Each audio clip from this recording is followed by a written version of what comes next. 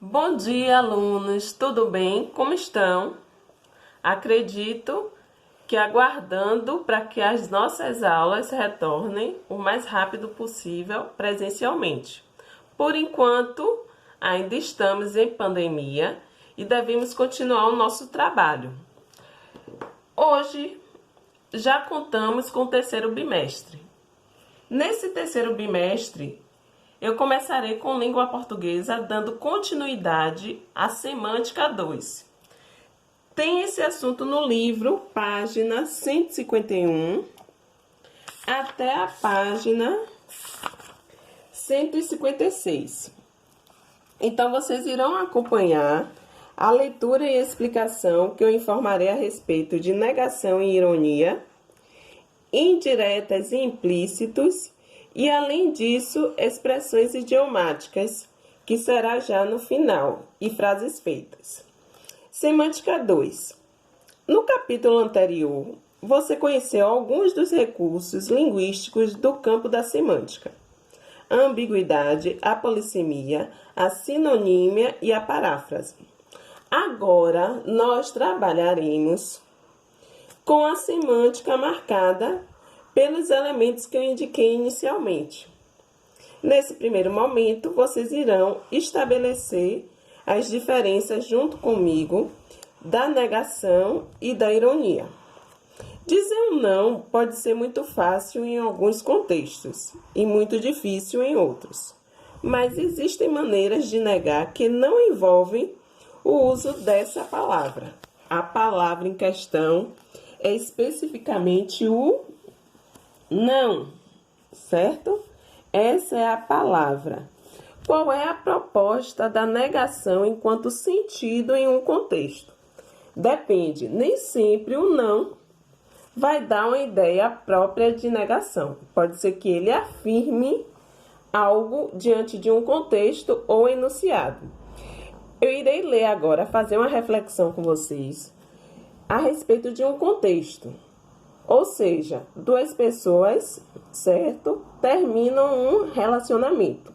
Ou seja, é um fim de um relacionamento e o não está presente o tempo todo diante do enunciado, diante do texto que será declarado. Vamos lá com a leitura do texto.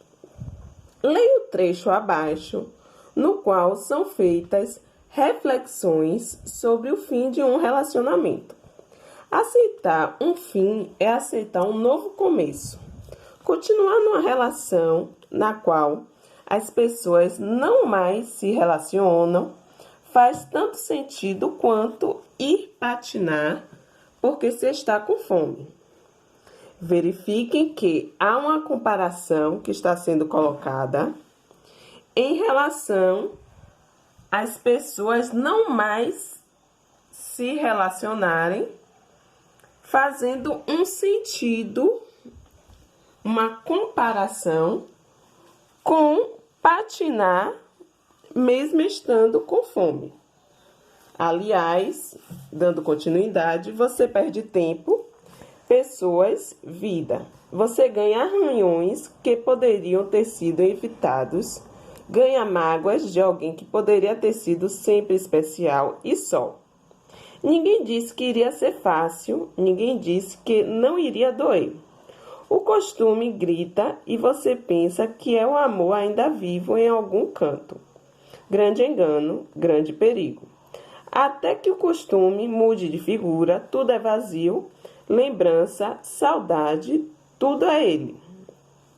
Mesmo depois do fim, mesmo sem amor, é o velho vício de mexer na ferida, sentir fisgada só para não ficar sem sentir nada. E você ouve muitas fórmulas para fazer tudo isso passar mais rápido. Muito atalho tentando driblar o tempo. Não vou dizer que nenhum funciona, assim como não digo que algum funcione a longo prazo ou definitivamente. Como se nota, há no trecho termos da área semântica da negação. Não, ninguém, nenhum e nada. Percebam que esses 4 termos têm o efeito de negar no contexto. Só que essa negação, ela pode ter um recurso também de ironia, ou mesmo de afirmação, como eu disse antes. Quando eu digo assim, você não irá para a escola hoje, não é? Na verdade, eu estou fazendo uma interrogativa negativa para que você afirme ou confirme algo. Você não vai para a escola, não é? Então, esse é um retorno que eu preciso diante da negação não que foi estabelecida nesse exemplo. Nesse caso aqui do texto, vocês irão perceber que terão momentos que o não, ninguém, nada ou até mesmo nenhum terá o efeito da ironia. Continuemos com a leitura. Essas palavras, por si mesmas, já remetem a um contexto de negação. Mas, nem sempre, quando usamos palavras negativas, estamos de fato querendo negar. O recurso da negação pode servir para construir uma ironia, por exemplo. Conforme você já estudou no capítulo 1 desta unidade, a ironia é um recurso linguístico que consiste em dizer algo diferente, até mesmo o contrário do que se quer dizer. E essa construção só pode ser percebida pelo contexto em que o enunciado é inserido. A negação pode ainda ser dupla, equivalendo, na verdade, a uma afirmação. A autora, ao dizer, faz tanto sentido quanto ir patinar, porque se está com fome. Porque faz tanto sentido quanto ir patinar, porque se está com fome. Em relação, mais uma vez, indico a comparação do fim do término, o fim do relacionamento, o término do relacionamento. A negação pode ainda ser dupla, equivalendo, na verdade, a uma afirmação. A autora, ao dizer faz tanto sentido quanto ir patinar, porque se está com fome, cria um efeito de sentido irônico, uma vez que ir patinar não é solução para a fome. A negação presente nessa ironia é reforçada na sequência. Você perde tempo, pessoas, vida. Assim como pelo emprego de verbos como perder, evitar, entre outros. A dupla negação é uma construção comum em português. Ao dizermos ninguém viu nada, os dois termos negativos ninguém e nada não se anulam. Isto é, nossa intenção é de fato dizer que coisa alguma foi vista e que, repetindo, isto é, nossa intenção é, de fato, dizer que coisa alguma foi vista e não que todos viram tudo. Releia estes trechos do texto. Ninguém disse que não iria doer. Senti fisgada só para não ficar sem sentir nada. Não vou dizer que nenhum funciona. Ou seja, nessa primeira análise, ninguém disse que não iria doer. Ninguém nega e não também. Só que os dois termos se complementam para que a gente entenda qual é a informação, a afirmação que está sendo dita. Ninguém disse que não iria doer. Ou seja, quando há um término, há sempre uma dor. Agora, não há como medir quão tamanha é essa dor. Senti fisgada só para não ficar sem sentir nada.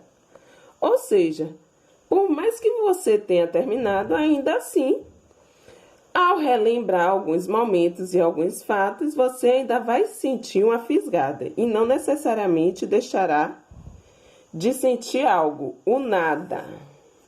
Não vou dizer que nenhum funciona.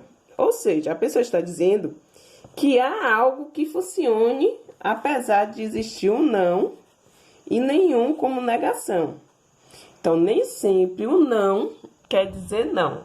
Pode ser que o não tenha um sentido irônico ou ainda de uma afirmação que está sendo dita para que o outro entenda de uma maneira mais rápida. Nesses trechos, a repetição da negação gera uma afirmação. Assim, há neles, respectivamente, os sentidos. Alguém disse, para sentir algo, algum funciona. Pode parecer complicado, mas são exercícios que fazemos frequentemente sem perceber ao usar a língua. Quando estamos engajados em uma conversa, somos perfeitamente capazes de compreender todos esses sentidos. Um uso específico de negação que envolve a posição de uma palavra na frase é o do termo algum. Quando, por exemplo, uma pessoa diz, eu, com algum interesse, fui pesquisar sobre o assunto. Ela está afirmando que existia certo interesse para que ela fosse em busca daquele assunto, daquela pesquisa. Se, entretanto, o termo algum for colocado depois de interesse, ou seja, em eu, com interesse algum, fui pesquisar sobre o assunto. Aí, nesse caso, já muda de figura, ou seja, de sentido. Eu, sem nenhum tipo de interesse, fui forçadamente a pesquisar sobre dado assunto. O que a pessoa faz é uma negação, pois ela está afirmando que não havia interesse. Na página 153, há também outra possibilidade de negar sem o termo não. Digamos, geralmente quando utilizamos sufixo e prefixo, tem uma intencionalidade com esses afixos. Então, a negação no prefixo, ela será bem visível em diversas palavras que conhecemos na língua portuguesa. É exemplo de amoral, imoral,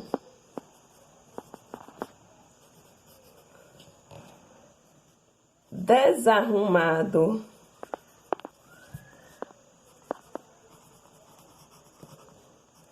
entre outros que negam, como infeliz, imperfeito, certo? Ou seja, uma pessoa amoral é que não tem nenhum escrúpulos. Imoral é que nega totalmente a moralidade. Desarrumado é uma pessoa que não é arrumada. Infeliz é uma pessoa triste, é uma pessoa não feliz. E imperfeito é algo não perfeito.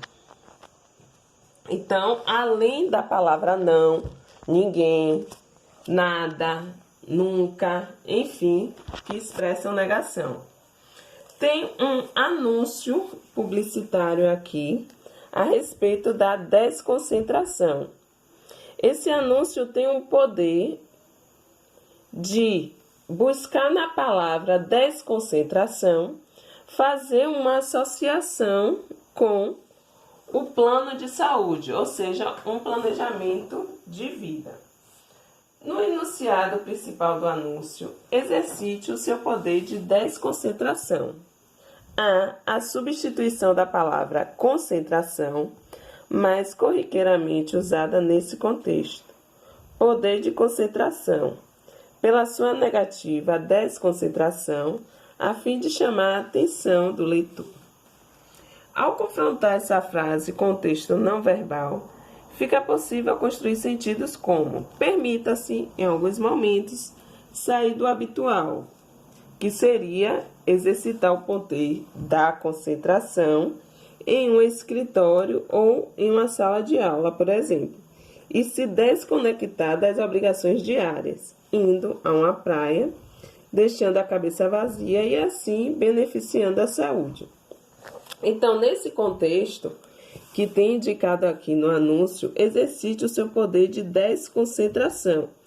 Pede que você se deixe envolver e saia da rotina, daquele tumulto que é concentrar-se diariamente diante do trabalho, diante das aulas, dos estudos, enfim, das ocupações que cada um tem particulares.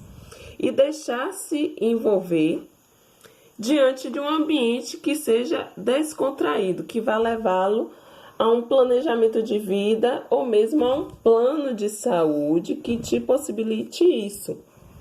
Ser uma pessoa descontraída ou mesmo que vá fazer o seu plano valer a pena, especificamente aqui Unimed. Então esse foi o nosso assunto sobre negação e ironia.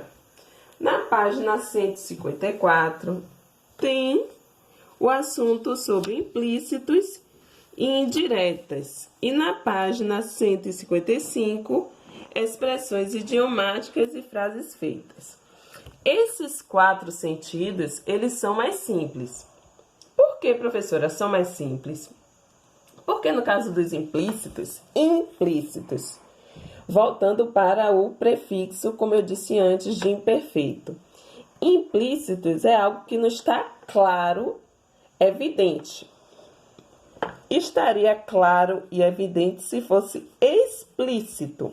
Não é o caso nesse sentido da palavra implícitos. Então, implícitos aqui são dados e informações socialmente compartilhados, supostamente por todos, e que, portanto, não precisariam ser explicitados.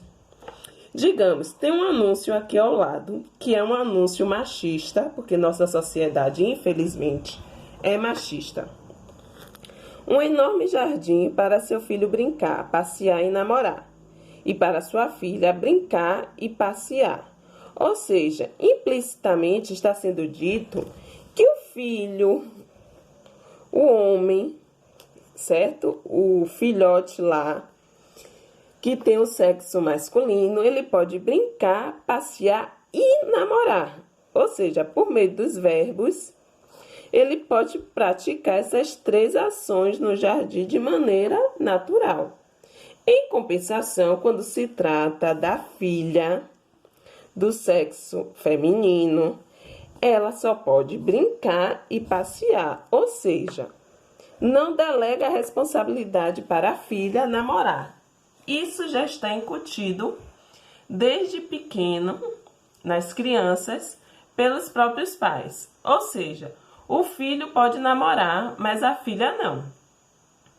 Infelizmente, é um implícito, digamos assim, certo? Essa palavra foi retirada implicitamente de uma maneira machista, indica isso nesse anúncio.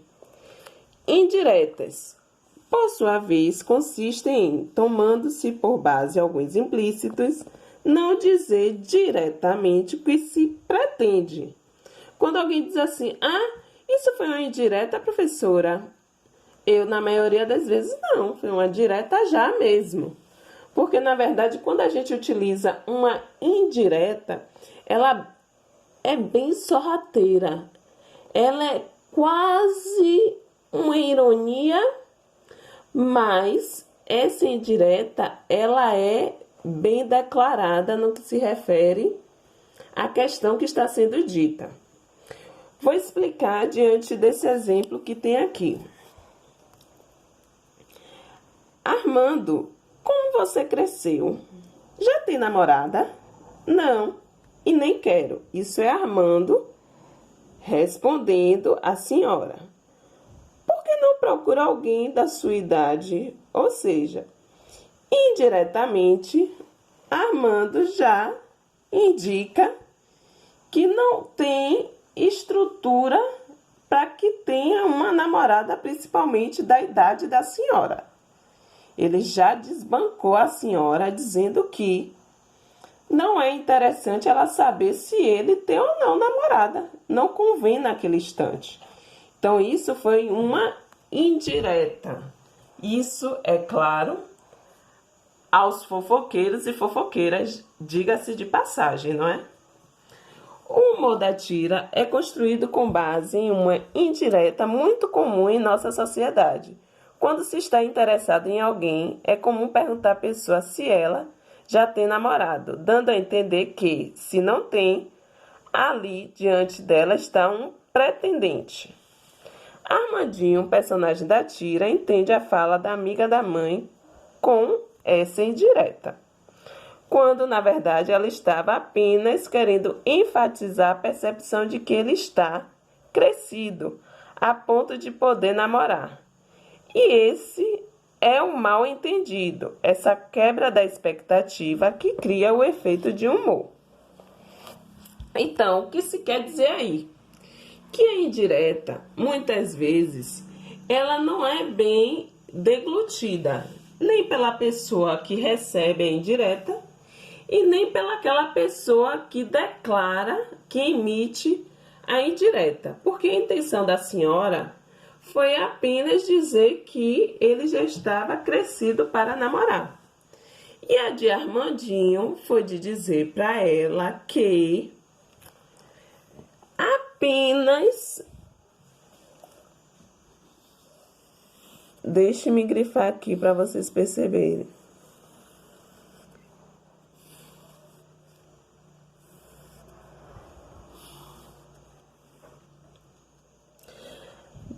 Quando você está interessado em alguém, é comum perguntar à pessoa se ela já tem namorado, dando a entender que se não tem, ali está uma pretendente.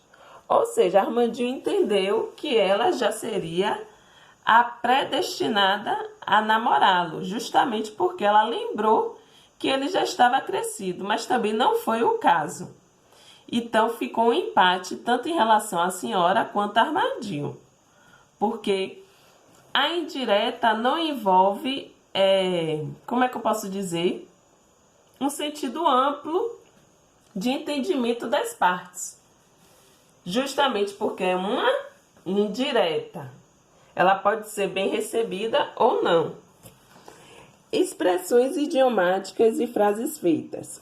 Ainda na página 155. As expressões idiomáticas são aquelas cujo sentido só pode ser entendido no todo, pois as palavras que as compõem perderam seu significado original. Um exemplo de expressão idiomática é amigo da onça. Amigo da onça. Interessante é o caso da expressão amigo da onça. Como se sabe, certos provérbios e expressões estão ligados a histórias ou anedotas, resumindo-as numa breve sentença. É o caso entre nós dessa expressão proveniente daquela piada do caçador que está narrando ao amigo os percalços de seu encontro na selva com uma onça e um amigo. Impaciente por saber o fim da história, interrompe com perguntas que antecipam a tragédia. E a sua espingarda não funcionou? E aí você escorregou? Até que o caçador se aborrece e indaga. Espera aí, afinal, você é amigo meu ou amigo da onça? A piada é da década de 40 e a expressão impôs-se com a genial criação do cartunista pernambucano Péricles de Andrade Maranhão, que nasceu em 1924 e morreu em 1961, em 1943, para a então importante revista O Cruzeiro, na qual apareceu até 1972. Pelas mãos do outro ilustrador, Carlos Estevão. Então, pensem que a expressão amigo da onça apareceu na década de 40 e foi algo corriqueiro, esporádico, entre dois amigos que, em um determinado ambiente, uma floresta, um deveria ter atirado na onça, mas que, na verdade, não atirou. Então, o amigo perguntou: sim, você é meu amigo ou amigo da onça? E daí, então, essa expressão se popularizou e, diga-se de passagem, está até hoje na nossa sociedade, não é? Quando a gente diz, você é amigo da onça, é? Ou seja, você é um falso amigo. As expressões idiomáticas podem ter valor de substantivo, isso é dor de cotovelo, que quer dizer inveja. Essa revelação foi para ele um balde de água fria, ou seja, essa revelação foi para ele uma decepção. Então, esses termos, essas expressões terão um valor específico gramatical de acordo ao que está sendo dito no contexto, certo? Joaquim é amigo da onça. Joaquim é falso, traidor. Aquele rapaz é bom de bico. Ou seja, aquele rapaz é galanteador, tem uma boa conversa. Então, ó, a função marcada será de adjetivar. Joaquim é falso. Aquele rapaz é galanteador. Terá uma função de advérbio. Ele mora onde Judas perdeu as botas. Ele mora muito longe. Eu costumo dizer muito essa expressão para indicar que a pessoa mora a léguas de distância, ou seja, mora muito longe. Estou com você até debaixo d'água. Estou com você em toda e qualquer situação. Então, aí, na verdade, terá a função de advérbio. Gostaria realmente de estar com alguém assim, para que possamos ter uma confiança. Praticamente é isso que está sendo dito. Então, é algo momentâneo. Você deu mole ontem. Você bombeou. Aqui já se trata do verbo. Deu mole, ó. Já cansei de enxugar gelo nesse caso. Já cansei de agir sem ter sucesso, ó. De enxugar gelo nesse caso. Quando a expressão idiomática é constituída por uma oração inteira, ela recebe o nome de frase feita. Aí, nesse caso, não será só uma expressão que contenha 3 palavras. Aí, nesse caso, será todo o contexto em que a frase é declarada. Dei com a língua nos dentes, falei demais. Entrei numa fria, tive problemas. E assim, finalizamos essa primeira parte da nossa aula de língua portuguesa. Só que, com essas explicações sobre semântica 2, ou seja, o que falamos sobre ironia e negação, depois falamos sobre implícitos e indiretas, e após expressões idiomáticas e frases feitas. Vocês farão os exercícios respectivos de cada um dos assuntos. Na página 153, aplique o que aprendeu. Da primeira, ou melhor, somente a primeira e a segunda questão, porque só tem essas duas. Depois vocês farão o exercício da página 155, que é sobre implícitos e indiretas. 1, 2 e 3. E após o exercício que tem na página 157. 1, 2 e 3 também, que é sobre expressões idiomáticas e frases feitas. E assim finalizamos a nossa aula de língua portuguesa do nosso assunto do primeiro, segundo ou terceiro bimestre. Terceiro bimestre, não esqueçam que estamos dando um bom andamento em relação aos nossos conteúdos, mesmo com essas aulas remotas, certo? Fiquem com Deus, até a próxima aula, que será à tarde, sobre o nivelamento, cordel, literatura de cordel, para que a gente possa recordar, mas ao mesmo tempo se animar com o contexto do cordel, certo? Que é bem nordestino, por sinal. Até daqui a pouco, até breve.